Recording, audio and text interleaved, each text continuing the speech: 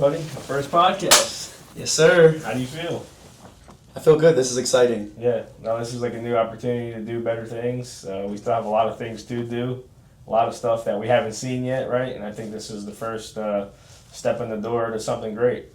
I feel like we have a lot to tell people, a lot that people haven't heard. There's a lot of knowledge that was given to us over the last 5 years that we've been business entrepreneurs. There's been a lot of people that we met. There's been a lot of people that we've lost. There's been a lot of mistakes and challenges and heartaches. But I think at the end of the day, voicing it and sharing people's everyday challenges and getting together and understanding kind of what everybody else goes through, I think is a better picture that we can all learn from, you know. And I think that's part of why I wanted to start this podcast. But like before all that, man, like talk to me about graduating. Like walk me through it. Like you graduated high school, you didn't want to be a salesman, right? You didn't want to be a mechanic. I know you always had that like salesman vibe going for you, but like I know you had plans to do other stuff. So like you graduated high school, like what was your plans?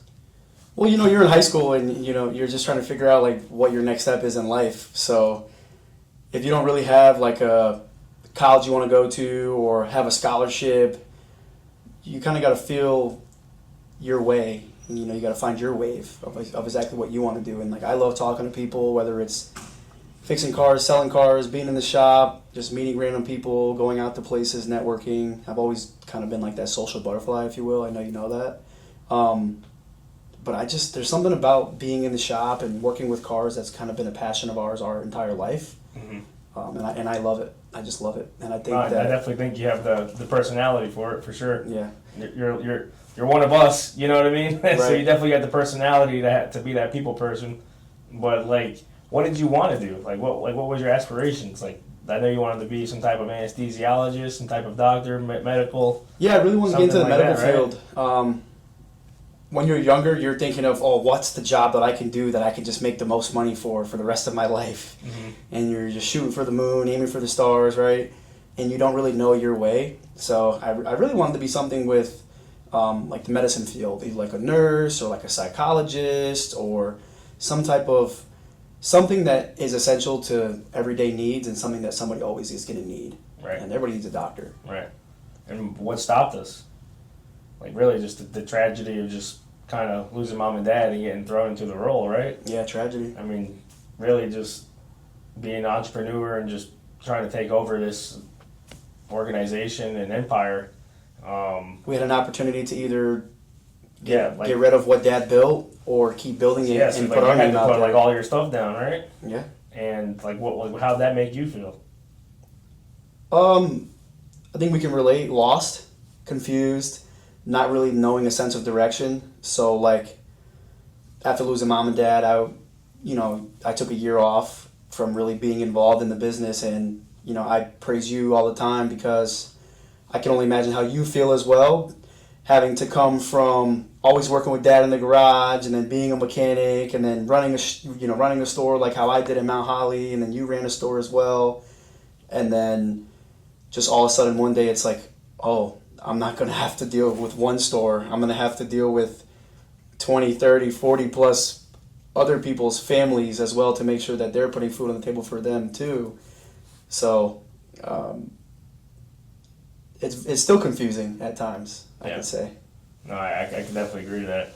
But like the biggest thing is trying to like make sure that, you know, you kind of always understand like it can always be worse, you know what I mean? And I think that, you know, you could still have an opportunity for the medical background or still want to do that and still do this. I think that definitely life just kind of got in the way and definitely got thrown at us like very quickly at such a young age. I mean, mom and dad and Joey, our oldest brother, passed away when we were young. So, I mean, they were in their 40s and Joey was in his 20s and I was 21, you were 19. So we were still trying to figure out life, you know what I mean? And I had just moved out. You were still living with mom and dad, and you know, we both had girlfriends, we both had goals, and we both had aspirations to do different things as teenagers and young adults, and we got to change up what we got to do and continue growing in the right direction for the empire, you know? Right. And I definitely think that there's still opportunity to do that, whatever you want to do. Whether it's owning a vending machine company or owning a towing company or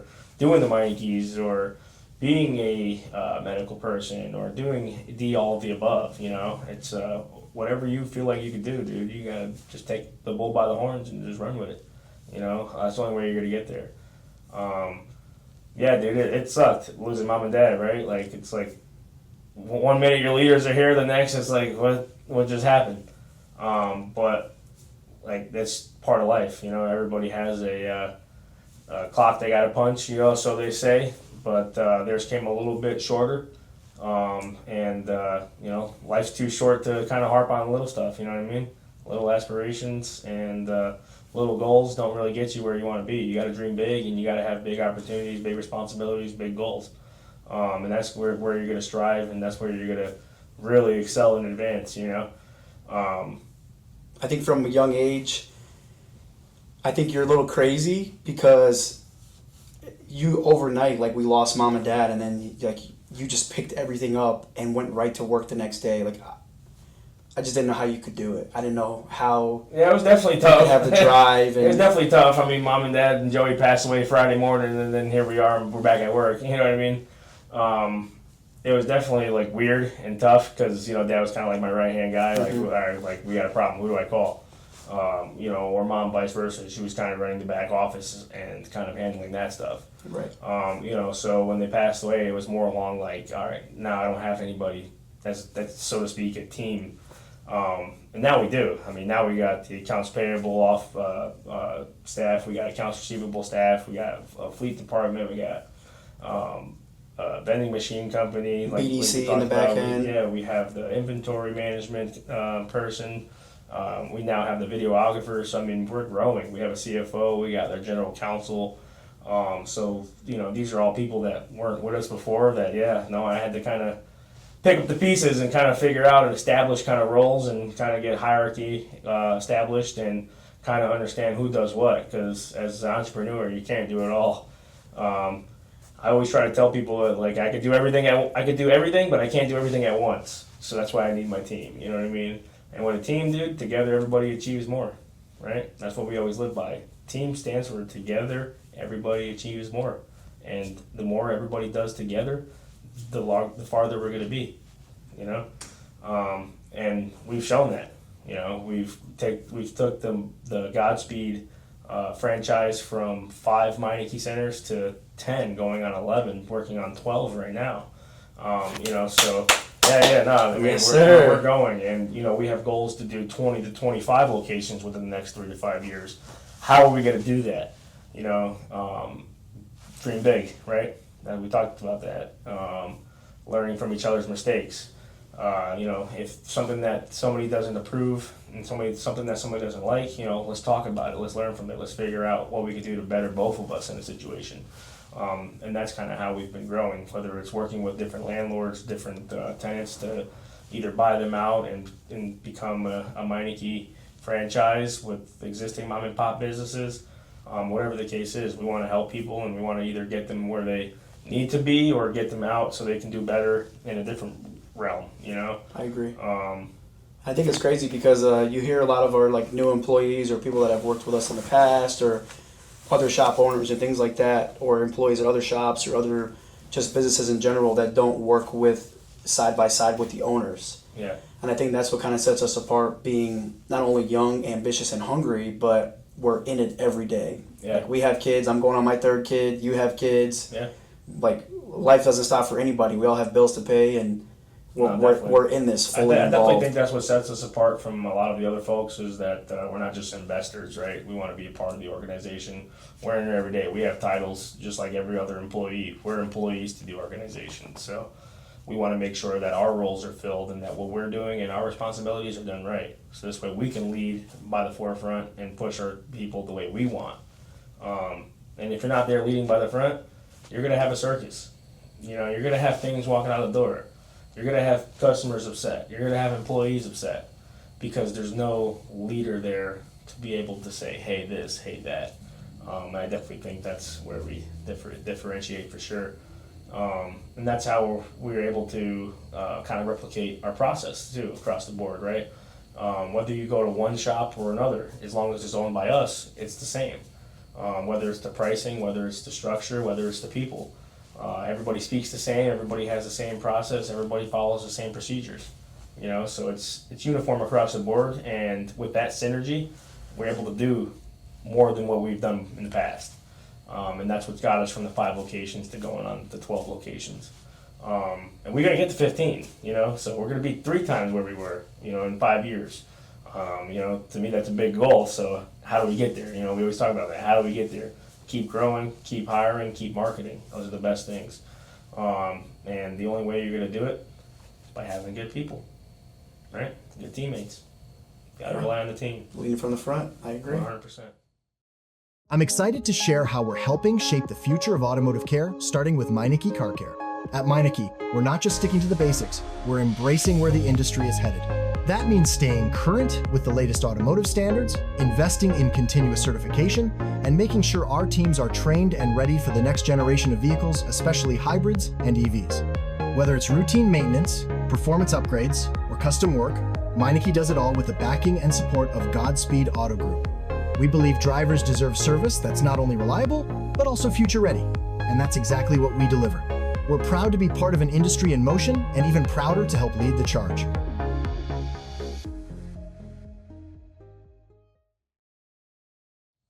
So I definitely like the Meineke franchise, the way that the organization is set, the way that Meineke brings the brand imaging to the shop. The way that customers kind of understand that you kind of do have a national backed franchise that will help you no matter where you're at. And what I mean by kind of is you really kind of do. Like we're in Canada, we're in the Bahamas, we're in Puerto Rico. You know, a couple of our Meineke franchisee friends just opened up their, I think, 6th or 7th location in Puerto Rico. So, That's awesome. You know, if you get your car shipped down there, we got you covered. Go But, PR. Yeah, definitely. So, you know, it's a great brand to be a part of.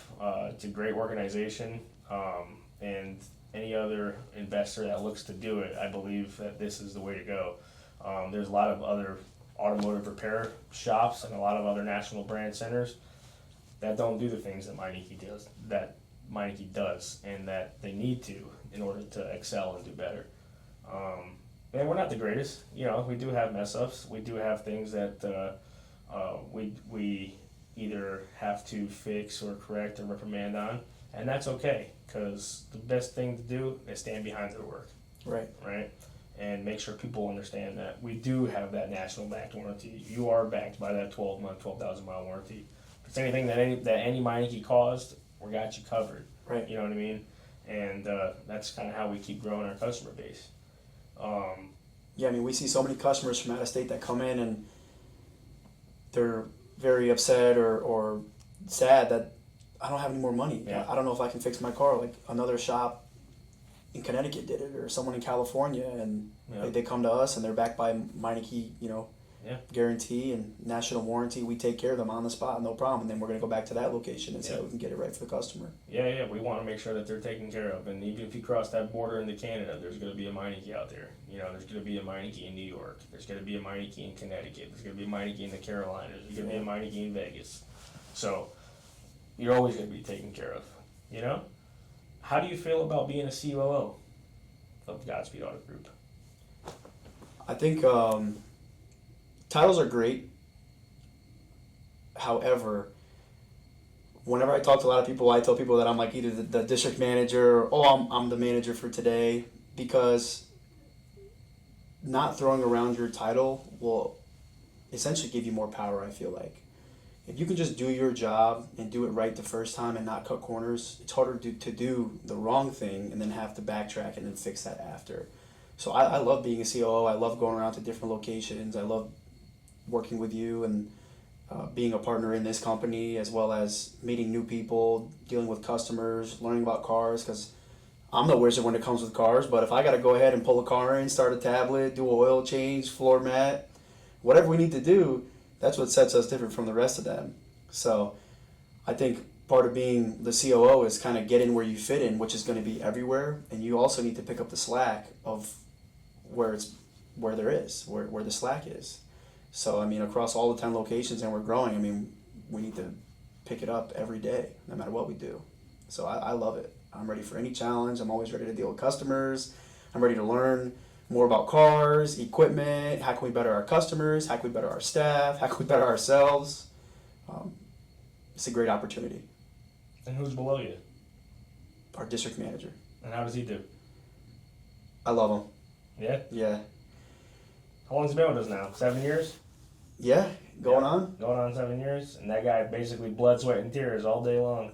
He's awesome. Yeah. He does whatever we ask him to do. He throws out ideas. If we give him an order, and he'll follow it even if he doesn't agree all the time, and that's what we need. But at the same time, he'll also come back to us and say, hey guys, can we also do it like this so that we can learn and we can grow together? Yep. Not just following stuff and just doing it just because. Yep. And I like that everything that we do has a reasoning behind it as well. We don't tell people just to do something just because. No, we do it because it's a benefit to not only our company but our customers. Yeah. No, definitely. No, I agree. Yeah, no, definitely having Jeff, our district manager, is a blessing. You know, we can definitely rely on him to kind of take a lot of the brunt of the force, you know, and a lot of the heartache and a lot of the challenges he kind of takes up and puts up the shield so we don't have to deal with it, you know. And in order to kind of have an organization that does that, you got to have a strong person like Jeff, you know, and we definitely commend him for it. When mom and dad were around, there was no district manager, you know, so it was kind of like, all right, well, dad's handling everything, or I'm handling everything. I think the goal for the district managers before they passed away was going to be you. Yeah. And then I still had to put my time into a location to prove myself to dad that I could do it. That came a little quicker, I guess, to be owner than district manager, you know? Yeah, no, literally. I definitely think that it was going to go that way. But everything happens for a reason, you know? And I did have the experience that I needed to kind of be an automotive coach, so to speak. I had the background that I was working on cars for X amount of years and kind of having the knowledge and skill set to do it. That all I was kind of missing was the leadership role. And being a store manager for a couple of years after being a technician and kind of learning that role and working under Dad closely to kind of be a district manager, I feel like that definitely helped me kind of gear up to take over one store. Not maybe 5, but maybe one store possibly, and kind of own it and understand the books and the background and everything that comes with of being more than just a store manager. But it was definitely all thrown out pretty quick, and we had to do it for 5. But you know, at the end of the day, everything happens for a reason, you know. But I also think that's kind of why Dad was a little stressed too. You know, if he was a little stressed from work, you know, maybe he wouldn't have done the things that he did if he wasn't so stressed, you know. And that's kind of where I look at things. You got to rely on people. You got to have your employees be able to take the roles and responsibilities.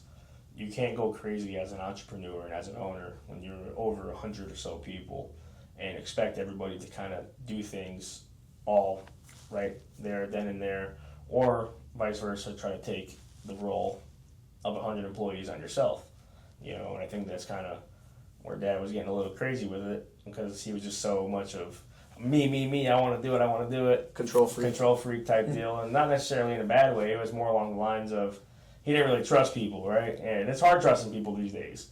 But if you can't trust your employees, why do they work for you? You know, and that's one thing that I live by is, you got to trust these guys. We got to make sure that we give them the opportunities to do their jobs and do the tasks that we give them. Because if we can't, then how do we know they're going to do it? Right. You know, I think that was a little hard for Dad trying to let go and give people the opportunity to do it. So that might have been why we didn't have a district manager.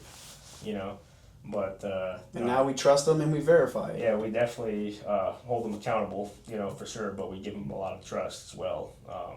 And you know, they do a great job with it.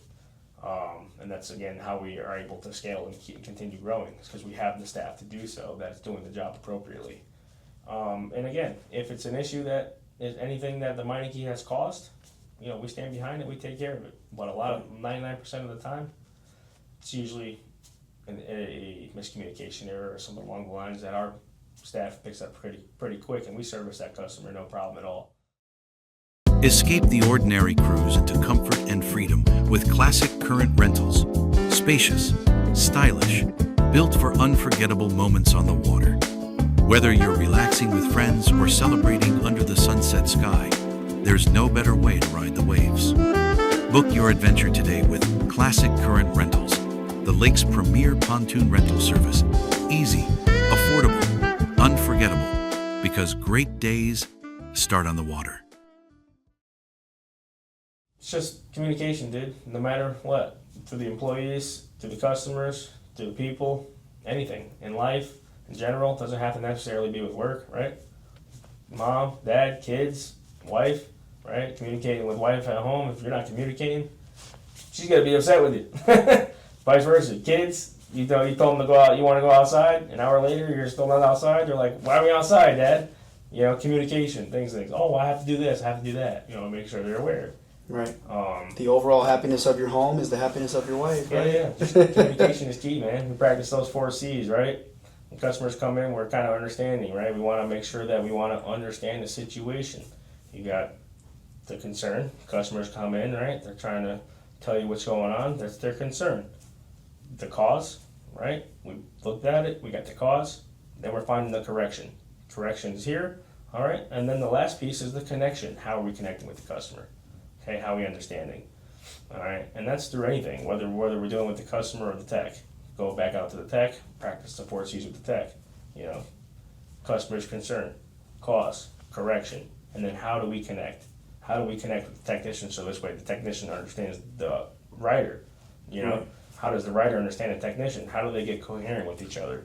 So this way there's no he said, she said. Right. Right. And I think you could say yourself, being a people person and not really having the actual technical hands-on experience that I don't have, a lot of technicians will say it's easier to communicate with a car than it is to communicate with a human. Mm-hmm. And I personally believe it's easier to have a good communication and connection with your customer than it is to have a connection and communication with the car. No, I agree. Because you're dealing with electrical stuff, you're dealing with misfires, all these different issues, and if we can figure out, have trained people that know what they're doing, like yourself and all of our other great technicians, I think that gives us as salespeople a good opportunity to be able to break that ice with that customer and come to a mutual educated decision on what it is to fix their vehicle. Yeah, definitely. And, I think that that would definitely help us do better with the book that I have coming out. Yes. I believe with the book being created to try to talk about how do we actually engage a little bit better. How do we engage with customers? And it's not necessarily just until the customers.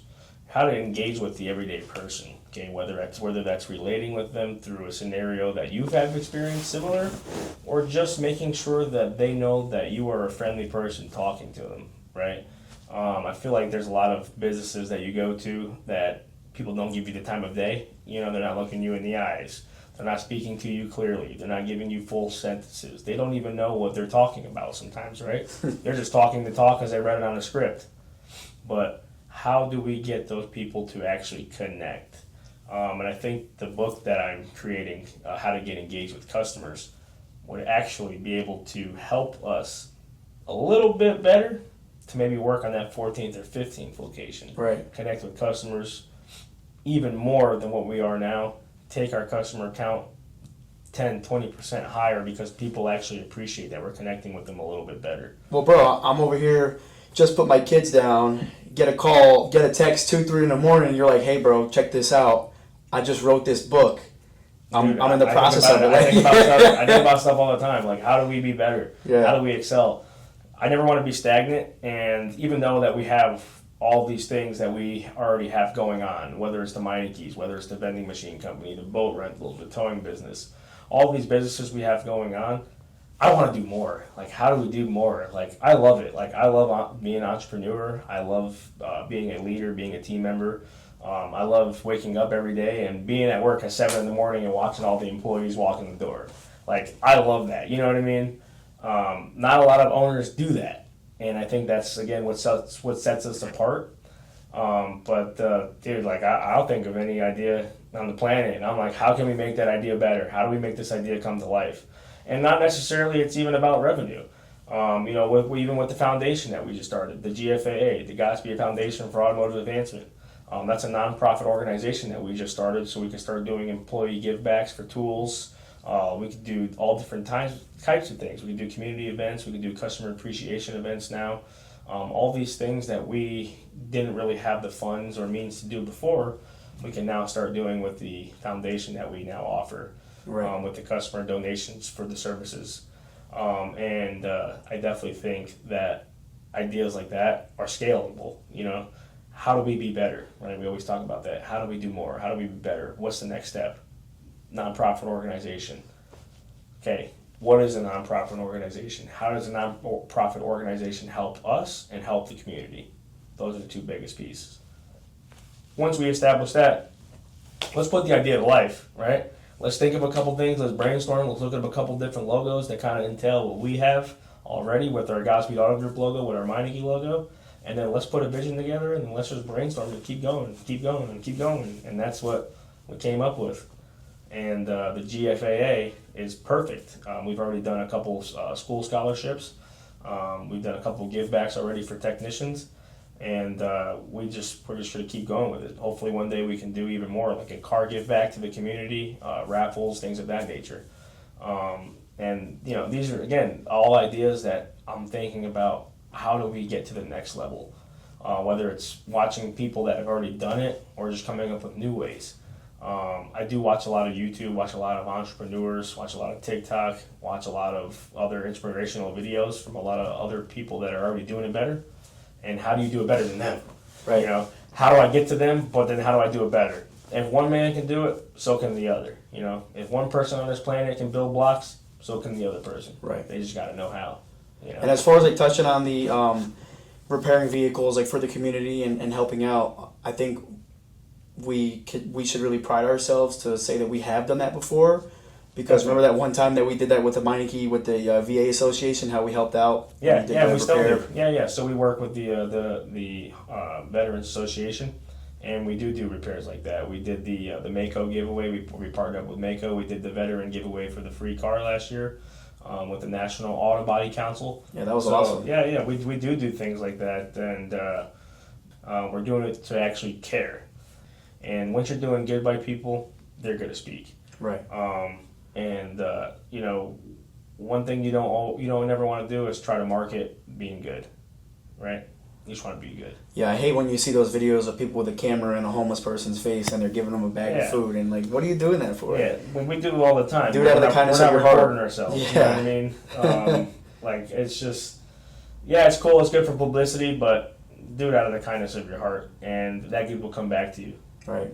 Giving away free hot dogs on the boat. Yeah, when we did the free hot dog giveaway, we were just on Lake Norman Sandbar on 4th of July, giving away the free hot dogs and meeting all different people and hanging out with the Coast Guard and Lincoln County and making friends and just enjoying the day, but having a good time doing it.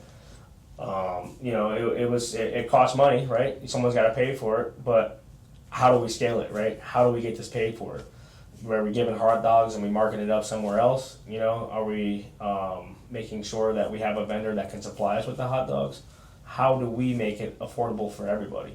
That's what we came up with. We had somebody donate the hot dogs for us. We donated the boat. We combined ourselves together, and then now, next thing you know, everybody's happy. We're all having a good time on the boat, making hot dogs, giving them away for free. Right. Not even making $1. Yeah, we didn't have any really branding on there or anything like that. It's just doing it out of the kindness of our heart. We went over 250 hot dogs, right? Yeah, it was July this quick. Year. Yeah, no, it was a good time, and you got to ride somebody's slide. Yeah, they were hype about that. Yep. You got to ride somebody. They're like the hot dog guy. Somebody's pontoon slide. Yeah, that was awesome. The hot dog guy. No, that was good. But giving away food, giving away hot dogs to the law enforcement on the lake as well. They were very appreciative. Toys for Tots. We do that during Christmas time. We do the food drive for Thanksgiving. Right.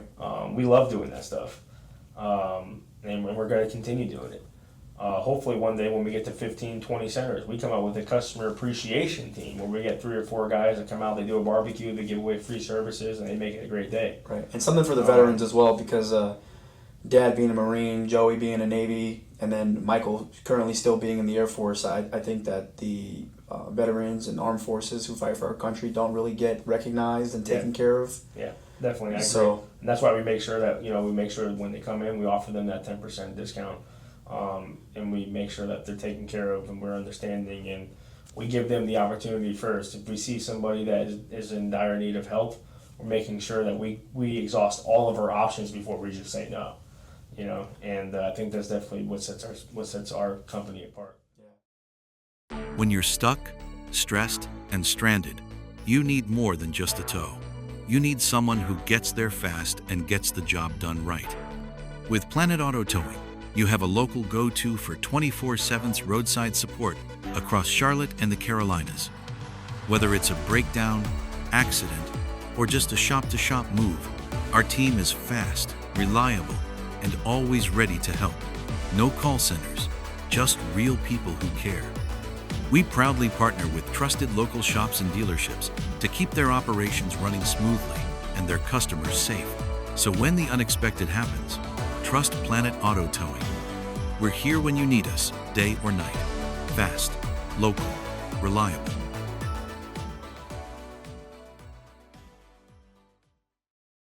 when we first moved out here, it was a little different. It wasn't for a veteran, but I remember Dad and Mom, they actually put 4 tires and like fixed this single mom of 4 kids, her van, like fixed it all up for free. And I was just baffled because Dad was always about like making money and like obviously taking care of people and stuff, but that was like, growing up, seeing that for really like the first time in a business setting, for them owning that and doing that, I was very just pleased and to understand that our family is part of something bigger and giving back to the community. I've Like I just love that that. multiple times working with Dad. It's just it's more along the lines of, if you truly need help, I'm going to do whatever I can to help you.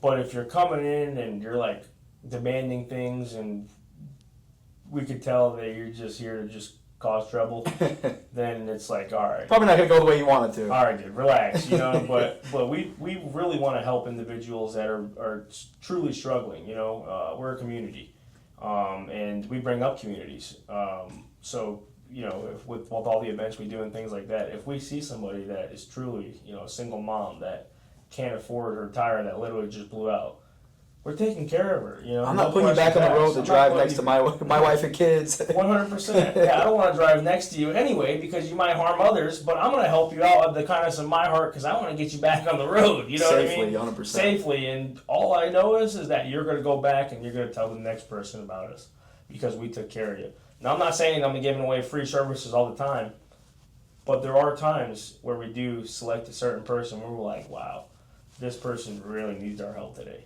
And there's been times like that when Mom and Dad have done that, when I've done that, when you've done that, when Right. some of our stores have done that, and we kind of call it that golden buzzard, right? That golden buzzard customer, kind of like American Idol, where you get that golden buzzer, you hit it, and then they're getting awarded, and then we kind of assess it from there. But we try to make sure that people are taken care of, and if they're not, we want to know about it. Right.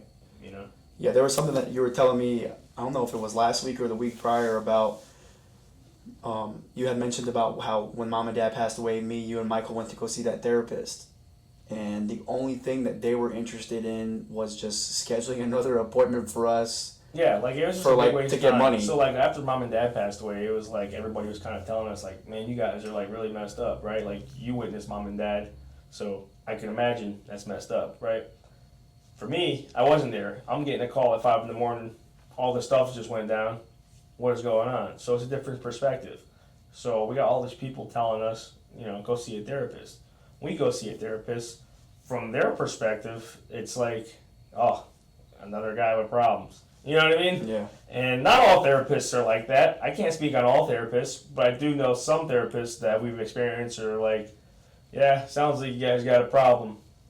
We're going to have to book you another session. Right. That's not what really people want to hear. It's, oh my goodness, wow, I can't believe that. Here's a shoulder to cry on. Things of that nature. Like, let me help you. Let me help you. That's like a customer coming into the lobby and and we're like, oh, another car that's broken down. Like, it's an inconvenience. And I think that therapist that we saw was more money hungry than anything, and there's some like that, or some of them like that out there. Right. And to me, dude, I think therapists are a waste of money. That's just my personal opinion. I think that everybody kind of has grief, and I think everybody kind of has the opportunity to deal with grief, and you have to, right? There's the 5 stages of grief that people talk about, but you know, at the end of the day, nobody's going to deal with it but yourself internally. Right. And all the therapist can do is take your money and help you. You know, so they're going to charge you. They're going to try to help Allow you to talk about your allow problems. you to talk about your problems. Be a soundboard. Be a soundboard, right? You're like my therapist every day. I'm telling you how I'm Go feeling. find a friend. If I'm Go find a tired, friend. if I'm Go find a tired, friend. Go if find I'm a family dealing with a member. problem, You know, go. I come to you all the time. I mean, go find somebody that's actually going to care that wants to be a 100%. part of your life. Because Right. a therapist, you're not calling at 9 o'clock for free. Right. You know what I mean? Somebody that actually cares about you, they're going to want to hear your problems. They're going to want to be with you. They're going to want to go out to Top Golf with you. You know what I mean? So, yeah, it's just, I don't know, man. It just kind of rubbed me that wrong way when we first did it. I know it was like a week after Mom and Dad and Joey passed, and I think it was like everybody was kind of pushing us to do it. And I don't know. I just think that you should talk to people that you actually care about and they care about you. Right. But I'm not knocking therapists. You know, they have their own profession. Everybody has their own profession. It's just not something that I would do again, you know. Right. And that's okay, because just because you're not going to do something doesn't mean that someone else doesn't have to. Yeah. Or I personally don't feel like I need to go. Like, my therapy is horsepower, family, and taking care of people, you know, and setting up our future generations for the children that we're having, and making sure that we're safe, we're healthy, we're happy, and that we're taking care of everyone around us. Yeah. No, I agree. So you have your 3rd daughter coming. No. Yeah, you do. Not a daughter. not a girl. I don't know. We don't know. I almost got you, though, didn't I? No. You almost said yes. Nuh-uh. You were like, wait, what? So it's funny because So when's Amelia due? July 27th. July 27th. We asked Ezra, And it's what July kind of baby is 22nd mommy right now. having? And he always goes, oh, a baby girl, a sister. We're like, no. Eden is crazy. She's wild. Wow. I think that you're going to have a daughter. I don't know. I just can foresee it. You're going to have a 1 boy, 2 girls, but it's going to be awesome. I can't do girls. I'm a boy dad. I can't handle all that stress. Give me all the babies. Yeah. Well, I mean, if it's a girl, I'm gonna love you're her a the great same, dad, if dude. not more. You're You know? a great you're a great dad, dude. You're a lot stronger than me. I'm ready to go to bed at 9 o'clock. You're still up and beating. Yeah, I'm done. Yeah. Try and put the kids down at a certain time. It typically doesn't work out that way. You got to read books, bath time, play with them. I mean, it's great. I love Kids it. are going to be 3 this year, right? Our firstborns, right? Yeah. Time flies, man. Our boys are 2 days apart. Yep. And they That's want just to so crazy. choke each other out every time they see each other. Yeah, it's just crazy how time flies, you know, when Mom and Dad and Joey gone, and how far we've became and how far we still have to go. Right. Still a lot of opportunities. You know, you're trying to do your things, I'm trying to do my things. We still have our personal lives, but we still have our business lives as well. And that always, you know, goes back to how do we do better, whether it's for the community, whether it's for our family, whether it's for the business. And I think that we're going to get to where we want to be. I want to be a pilot one day. That's what I'm working on. Trying to get my pilot's license. You want to be a multi-B&B person, Airbnb person, right? Eventually. How are we going to get there? Starting now. Starting now, man. Keep pushing. Keep trying. Keep doing more. Keep doing better things. It's also being like a master in your craft, I feel like. I know a lot about cars, and I can tell you how it works from the front to the back bumper, and have you sign that paperwork all day and close the deal, right? But I think you're a little bit different, very different than most, because, you know, you can fix the car and you can sell the car and you can run the shop, whatever the case is. But I think with this, doing other business ventures, just being a master in your craft, no matter what you do, like whether it's the boat rental or Airbnb or doing the towing, and I commend you for wanting to be a part of the Meineke EV as well. Yeah. Like, that's a big thing. The future is electric. Yeah. That's insane. Yeah. So, like, that's the thing. Like, we're always looking for new opportunities, new ways to strive, new ways to do more. You know, one of our existing centers converted to an EV center. There is a demand for that. There's a demand for exotic imports, right? There's a demand for EV centers. So, you know, with having a center that can do Teslas, can do X, Y, and Z, can do the new Chevy electric vehicles, can do battery replacements, can actually test batteries to tell you if you even need it replaced yet. There's not a lot of people out there doing that yet, and a lot of manufacturers are backed up right now. Right. So how can we get in there? converting to the center, rebranding, re-imaging, and then just marketing. Making sure people understand that, hey, this is what we have to offer. We just started offering complimentary EV charging now. So every time you come in for a free health inspection, you're getting complimentary EV charging with your EV vehicle inspection. Nobody else does that. And I think that's, setting us apart. We're going to start offering ADAS, right? Do calibrations for body shops and other organizations that don't do ADAS, right? A lot of windshield repair guys. We do offer the Hunter Quick Aligner, which is a 15-second state-of-the-art Hunter Quick Checker, which will basically tell you if your alignment's in or out within 10-15 seconds. So we have the technology. It's just how do we scale it? Right. How do we do more? How do we make sure that this technology is making our money back? And how do we understand the technology as well? How do we understand the technology? How do we adapt from it? How do we overcome it? I don't think people really understand, as far as the EV goes, about zero emissions. I definitely think the awesome. EV market's a little crazy. I definitely think it was hyped up more than what it should have been. I don't think that it'll take over. I think that there always will be combustible engines. Hopefully not in our lifetime. Right. And I think the combustion engines are great. I mean, somebody always wants that rat rod, right? Somebody always wants that 4-cylinder turbo, The EV market will probably never compare to the combustion engine, but it's its own realm. It's its own. If you want to be zero emissions and you want to save money on gas and you want to get a point A to point B, I use it to travel back and forth to the shops without paying for my gas. So I plug it in at one shop, I go to another shop, I charge it, plug it in at another shop, I charge it, and then just keep it going. So this way I never got to pay for gas as I'm going around through all the locations. I think it was a great idea to get a Tesla EV for the shop. Yeah, and it's good marketing, right? Yeah. So you got the EV logo, right? The Meineke EV wrapped on the side of the Tesla. It looks like a big circuit board. Everybody's seeing it, smiling, waving, right? You're right. And then nobody knows I'm the owner. Yeah, literally. So, no, I think it's definitely good marketing, and a lot of the employees like it too. Right. I like Tesla, but it's crazy because if you actually look into EV brands, there's Rivian, there's Polestar, there's Tesla, there's a whole bunch of different ones. All the big guys are doing it. Ford, Chevy, Dodge. Oh, 100%. All the big guys are doing it. Toyota just came out with their hydrogen engine, where it's running off of water, I believe. So, I mean, there's all different things that are happening right now in the automotive world that we got to keep scaling. We got to do better. We got to be better. We got to be better than the next guy. That's the only way you're going to keep going. And if you're stagnant, it's okay. You might have a plan that works for you, and you might just be okay with where you're at. But at the end of the day, that's not mine, right? That's not for me. I want to grow. I want to do more. I want to do better. I want to take you with me. How do we do that? We'll definitely lose sleep. Yeah. We got to sacrifice. Blood, sweat, tears. I feel like a lot of the days it's kind of like we're in the trenches, and then they say that the risk is worth the reward and vice versa. And I definitely think that, by the time we're in our 50s and 60s, it's gonna be a lot different than how we are now. You know what I mean? You know it, man. Yeah. So, dude, this is our good first podcast, man. I really hope that this is something big. I feel like it is. I feel like people are gonna like it. I have a good vision for it. I think the book is definitely gonna take off. The book is definitely gonna take off. We're gonna continue growing our Meineke franchises, open up a couple more other businesses, right? Get a little bit more diverse, and just continue being a good person, right? Right. And I don't think that you wouldn't have wrote the book. I think that you wouldn't have wrote the book if you didn't know what you were doing yourself and have the actual data to back it as well. Well, I think the book has a lot of real world scenarios tied into kind of learning lessons that I have added. A lot of quotes from different people that I have met in my life.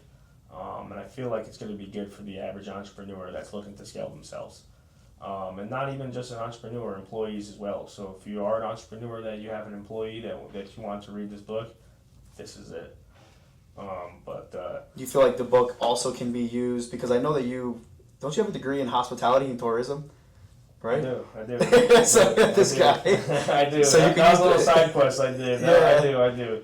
So it doesn't matter if you're working at JCPenney's, Walmart, in a restaurant, or doing automotive. It's just getting engaged with people. Yeah. I mean, it's not hard. Understanding the customer, getting connected. I always tell people that people buy from people they like. If they don't like you, they're not spending any money with you. If they like you, they don't care about the price. and that's kind of what I live by. People buy from people they like. Right. But as well as also having a competitive price in the market Yeah. and making sure. our that next podcast, we got to see if we get a big dog on here. Have any ideas? I don't know. We might have to ask our guy Rick Savage. Rick Savage. Yeah. Yeah. Oh, that's exciting. I think he'll do it. That's a big guy. Yeah. Yeah, he's the real deal. I don't know if I would want to be in a chokehold by him back in the day. Nah, me either, dude. He's like 4 times my size. I'll have to pass on that one. But I know he just finished his last wrestling match. I think his wrestling career is finally over. Yeah. So I'll have to reach out to him, see if we can get him on here. I think he'd be down. Yeah. But I'm proud of you, yeah, bro. brother. Proud of you, man. Yes, sir. Yes, sir. Love you, man. Love you too, brother.